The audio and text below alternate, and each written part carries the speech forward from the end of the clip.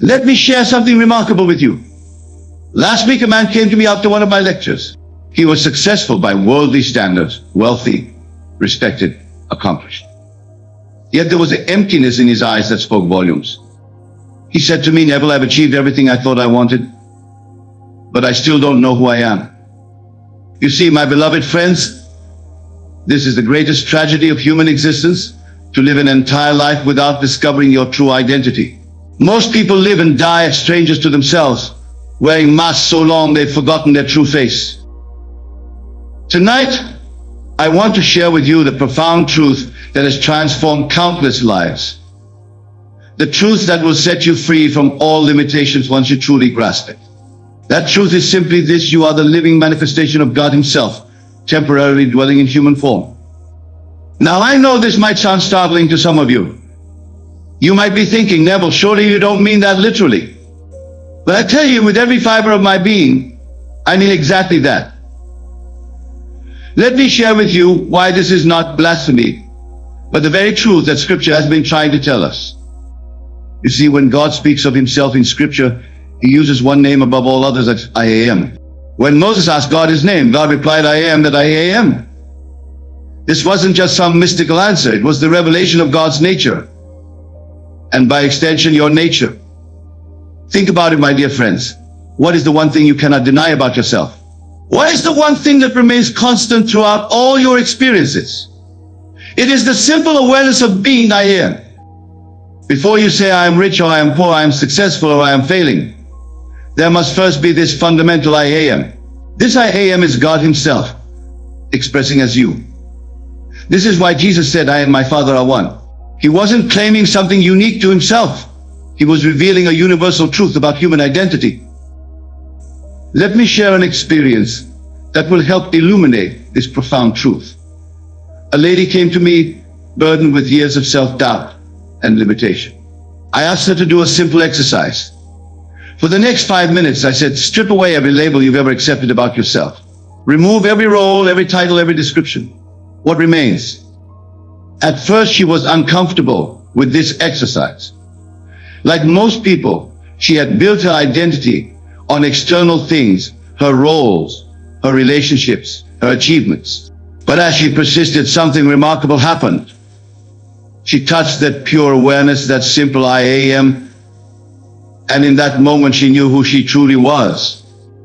You see, my wonderful friends, finding out who you are is not a process of accumulating more knowledge or gathering more experiences. It's actually a process of removing everything that you are not until only your true self remains. Think of it this way.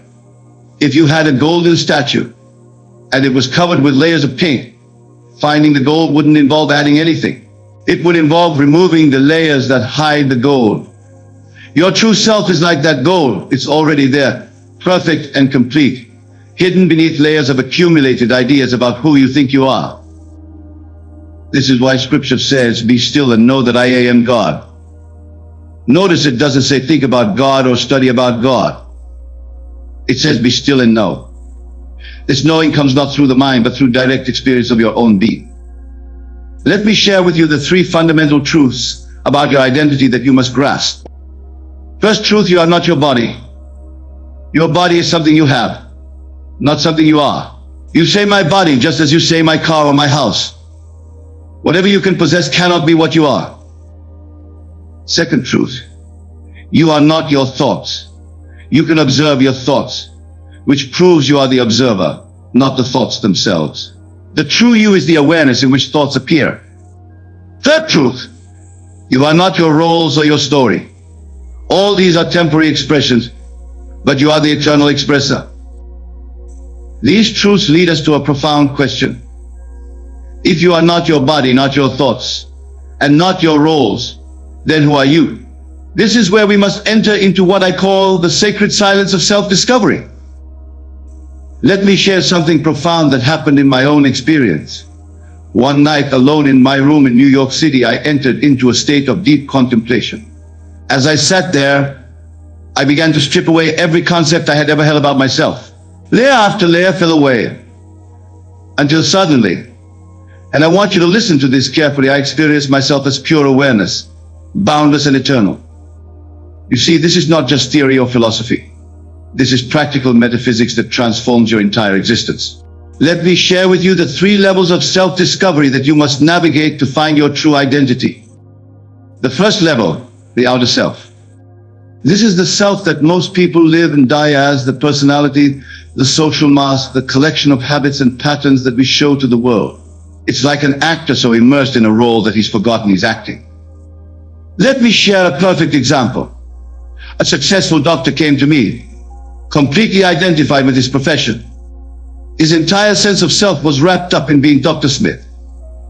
When he lost his license due to a false accusation, he fell into deep depression. Why? Because he had confused his role with his reality. You see, my wonderful friends, roles are necessary for the play of life, but they are not who you are. You are the actor behind every role. This brings us to our second level.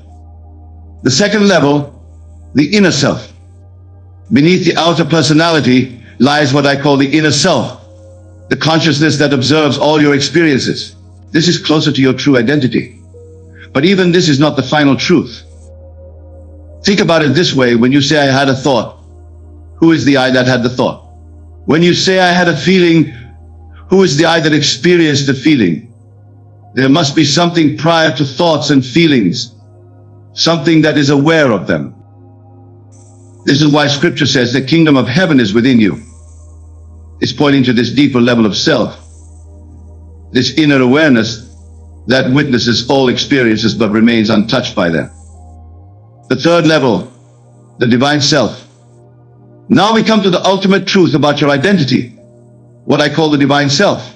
This is not something to be achieved or attained. It is what you eternally are. It is the I am that never changes, never begins, and never ends. Let me share a profound technique for discovering this divine self. I call it the reverse inquiry. Instead of asking, who am I? Assume the position of pure awareness and ask, who is asking this question? Keep following this inquiry back until you reach the source of all questions. You see, my beloved friends, discovering who you are is not really a process of becoming something new. It's a process of uncovering what you eternally are. It's like the sun hidden behind clouds. The clouds may come and go, but the sun remains eternally itself. This is why Jesus said, before Abraham was, I am. He wasn't speaking of the personal Jesus, but of this eternal I am that is your true identity. You must learn to distinguish between your eternal nature and its temporary expressions. Let me share with you 3 practical exercises for discovering your true self. The first exercise, the silent witness. Throughout your day, practice being aware of being aware. Don't just experience your experiences. Notice that you are the awareness in which all experiences appear. The second exercise, the sacred question. Repeatedly ask yourself, who is aware of this moment? Don't accept any verbal answer. Let the question take you deeper into pure awareness. The third exercise, the divine recognition. Whatever you experience, recognize that you are the consciousness in which it appears. You are not the passing show, but the eternal witness of the show.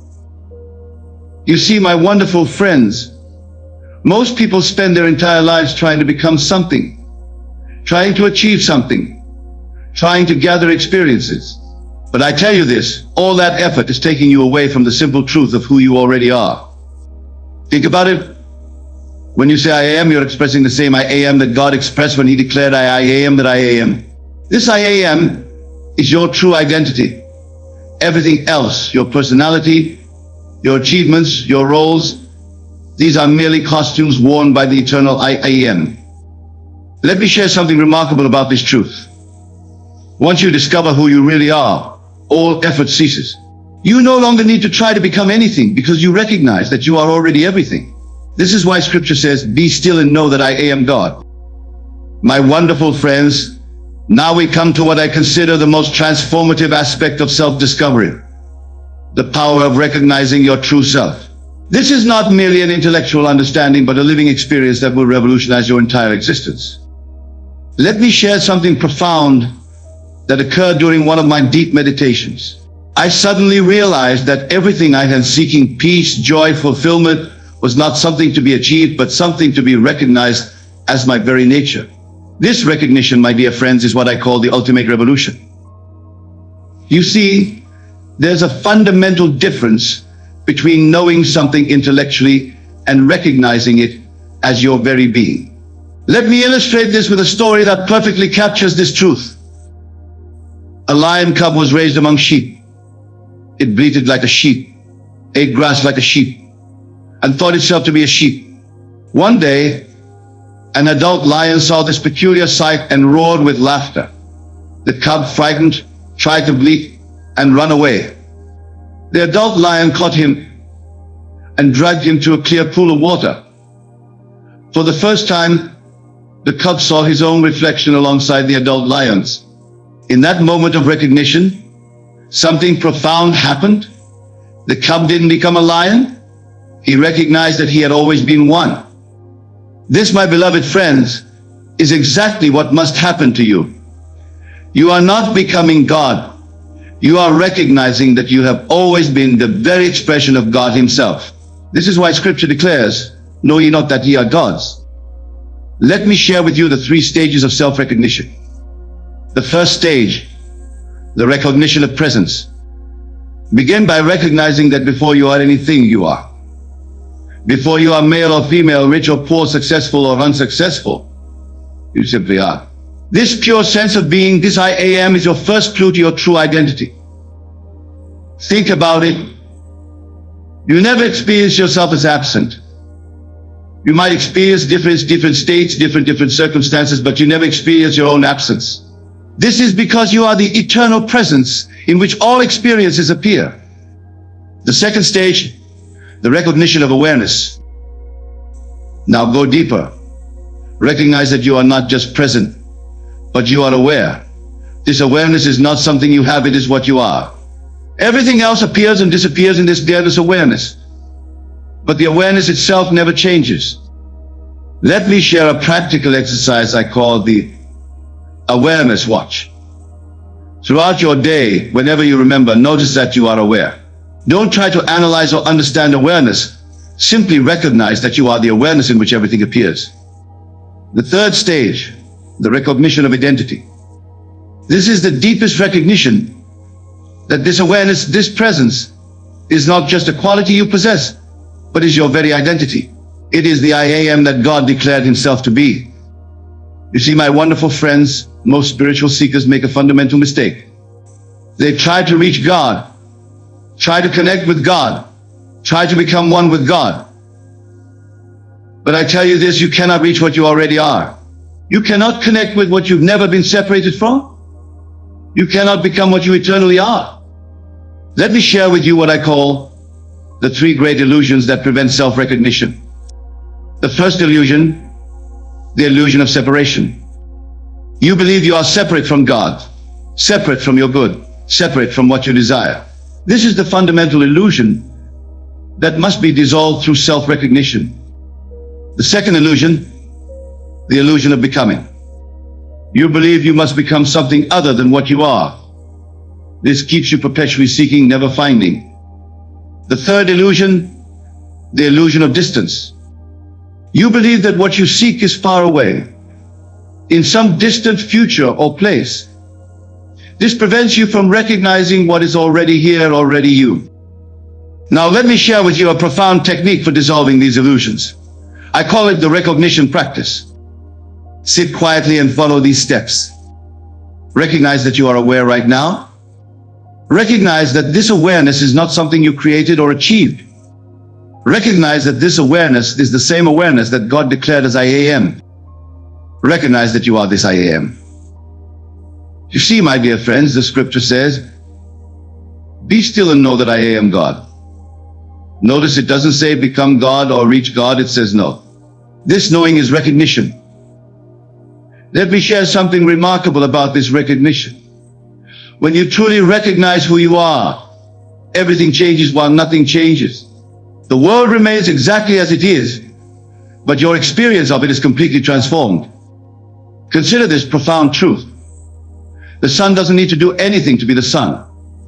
It doesn't need to practice being the sun or try to become a better sun. It simply is what it is, and from that natural state, it illuminates everything. In the same way, once you recognize who you really are, you no longer need to try to be anything. Your natural state is complete fulfillment, complete peace, complete joy. These are not states to be achieved, but your very nature to be recognized. Let me begin with something that happened just yesterday. A gentleman approached me after my lecture, deeply troubled. He said, "Neville, I understand intellectually that I am God's perfect expression, but my daily experience shows me something entirely different." This, my wonderful friends, is the gap we must bridge, the gap between intellectual understanding and lived experience. You see, living from your true identity is not about adding anything to yourself. It's about removing the veils that hide your true nature. Let me share with you what I call the 3 veils of forgetfulness. The first veil, the body identity. Most people are completely identified with their body. They think, I am this body. But I tell you this, you are not the body, you are the consciousness that animates the body.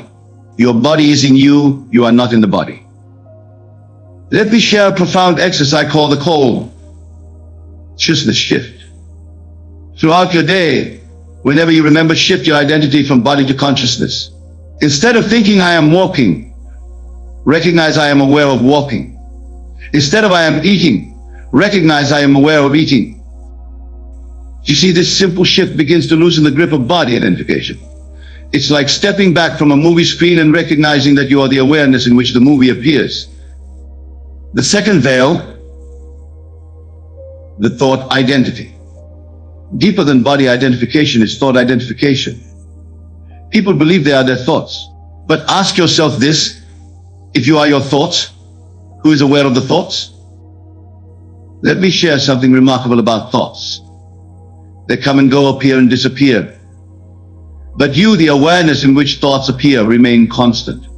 You are not the passing clouds of thought, but the unchanging sky of awareness. Here's a practical technique I call the thought witness. Throughout your day, practice watching your thoughts without becoming involved in them. See them as clouds passing through the sky of your awareness. Don't try to change them or control them. Simply witness them. The third veil, the story identity. This is perhaps the subtlest veil, the story you tell about yourself. Your past, your failures, your successes, your relationships, all these form a story. And most people completely identify with this story. But I tell you this, you are not your story. You are the awareness in which all stories appear. This is why Scripture says, "Behold, I make all things new." When you recognize your true identity, you are free to create a new story at any moment. Now let me share with you the 3 stages of living from your true identity. The first stage, recognition throughout the day. Begin by recognizing your true nature as pure awareness throughout your daily activities. Whether you're at work, at home, or in conversation, maintain the recognition that you are not the doer, but the awareness in which doing happens. I call this the constant recognition practice. No matter what you're doing, maintain the background awareness of your true nature. Like a screen that remains unchanged, while different movies play upon it. You remain the unchanging awareness, while life's experiences flow through you. The second stage, living from wholeness. Most people live from a sense of lack, constantly trying to add something to themselves to become complete. But when you recognize your true identity, you live from wholeness. Let me share a profound truth. Everything you seek, peace, joy, love, abundance, these are not things to be achieved, but your very nature to be recognized. When you live from wholeness, you no longer seek anything because you recognize that you are everything. Here's a practical application I call the wholeness recognition. Before you begin any activity, recognize that you are already complete. You are not doing the activity to become something, you're doing it as an expression of what you already are. The third stage, divine expression. This is the highest stage of living from true identity. Here you recognize that every action, every word, every thought is not yours but God's expression through you. You see, my wonderful friends, when Jesus said, "I and my Father are one," he wasn't making a personal claim. He was declaring a universal truth about your identity. You are not a human being trying to express divinity. You are divine being expressing through human form. Let me share with you what I call the divine expression practice. Throughout your day, before any action, silently acknowledge God Himself is expressing as this action through me. This transforms every mundane activity into a sacred expression. Now, let me address something crucial. Some of you might be thinking, but Neville, if I am divine being, why do I experience limitations and problems? This is where we must understand the difference between your true identity and your current state of consciousness. Your true identity is like the sun, eternally shining.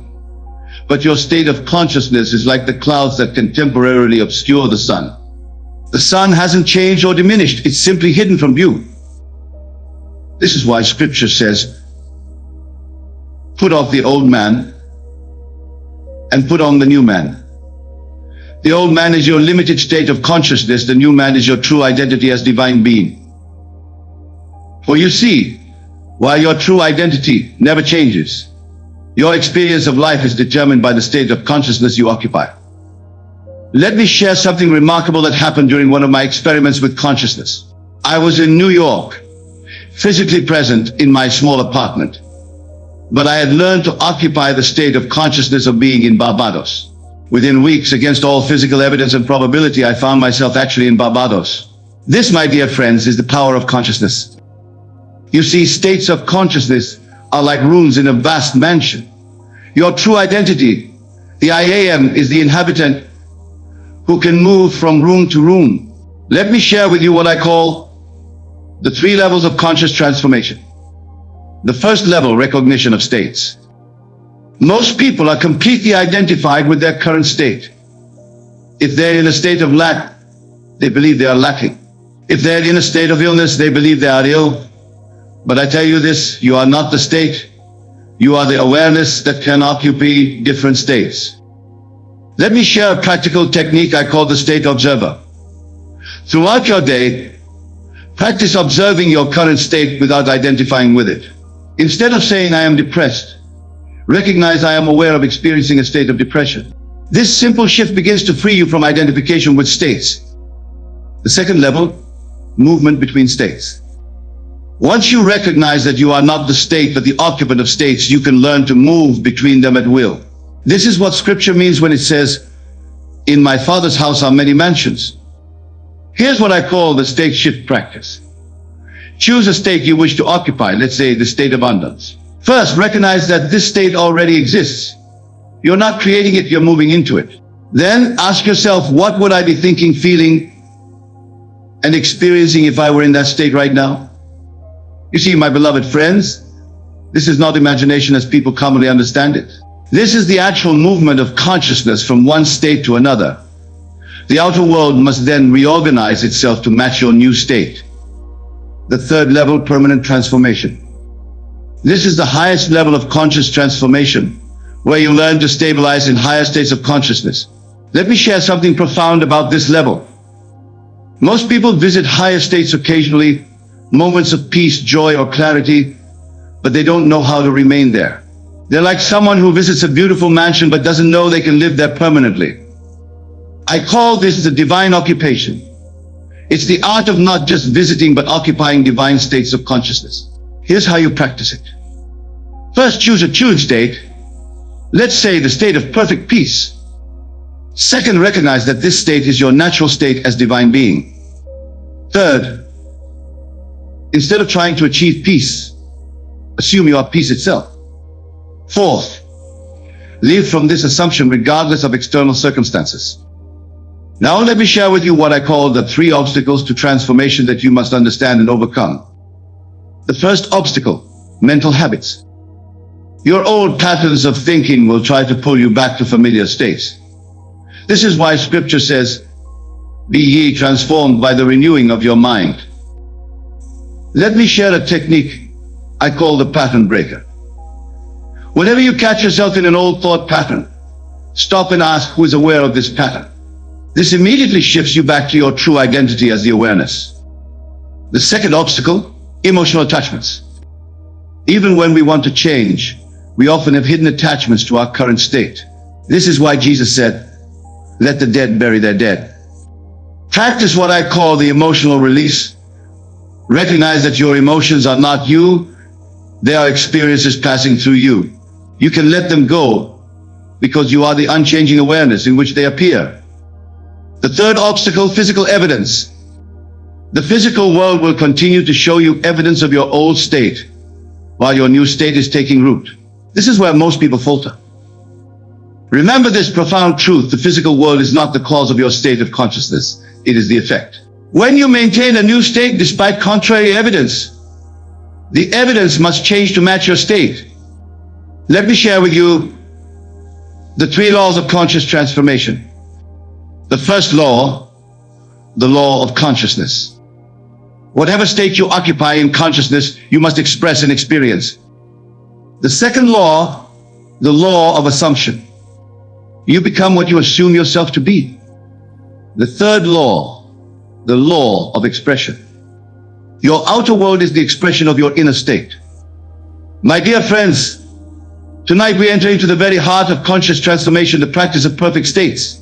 This is where we move beyond mere understanding into the actual art of living from enlightened consciousness. Let me share something remarkable that occurred just last week. A lady came to me in deep distress about her financial situation. Instead of trying to change her circumstances, I showed her how to occupy the state of divine abundance. Within days, opportunities began appearing that she hadn't seen before. You see, it wasn't the world that changed. It was her state of consciousness. Let's explore what I call the 3 perfect states that form the foundation of enlightened living. The first perfect state, divine love. Most people think of love as an emotion or a relationship between separate beings. But I tell you this, divine love is a state of consciousness, your natural state as divine being. Let me share a profound practice I call the love recognition. Throughout your day, recognize that love is not something you feel, but what you are. Instead of trying to feel love, recognize that you are love itself expressing. You see, when Jesus said God is love, he wasn't describing a quality of God. He was describing God's very nature, which is your nature. This recognition transforms every relationship because you're no longer trying to get love or give love. You're being loved. The second perfect state, divine wisdom. Wisdom is not accumulated knowledge, but a state of consciousness that knows through direct recognition. It's what scripture means by be still and know. Here's what I call the wisdom practice. Before making any decision, shift from thinking to direct knowing. Instead of analyzing pros and cons, enter the state of divine wisdom and let the answer reveal itself. You see, my wonderful friends, when you occupy the state of divine wisdom, you have access to all knowledge. This is why Solomon didn't ask for knowledge, he asked for wisdom, and all knowledge was included. The third perfect state, divine power. True power is not the ability to control or dominate, but the state of knowing that all power flows through you as divine expression.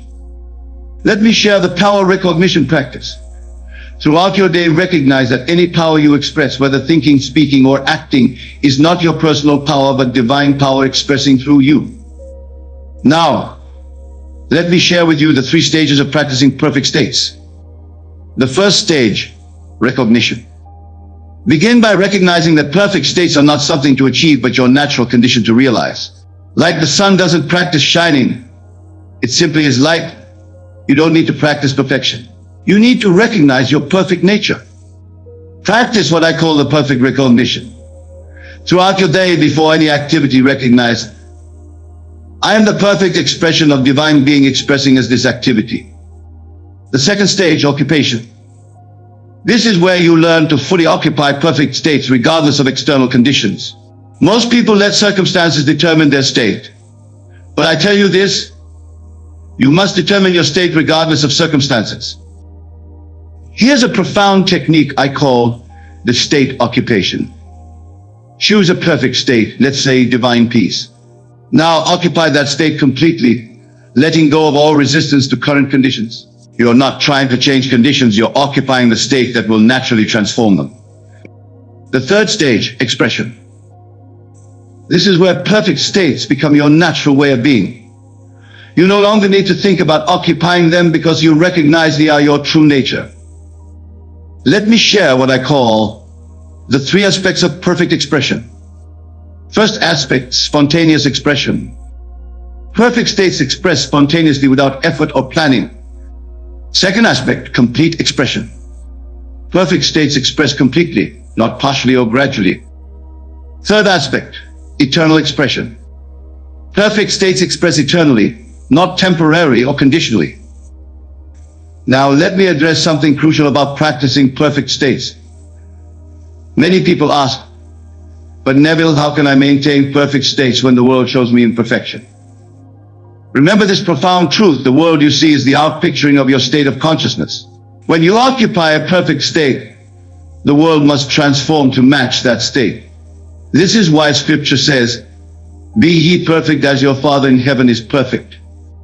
Let me share with you what I call the three keys to maintaining perfect states. The first key, absolute recognition. Recognize that perfection is not a future achievement, but your present nature. The second key, complete acceptance. Accept your perfect nature without trying to improve or change it. The third key, natural expression. Let perfection express naturally without forcing or controlling.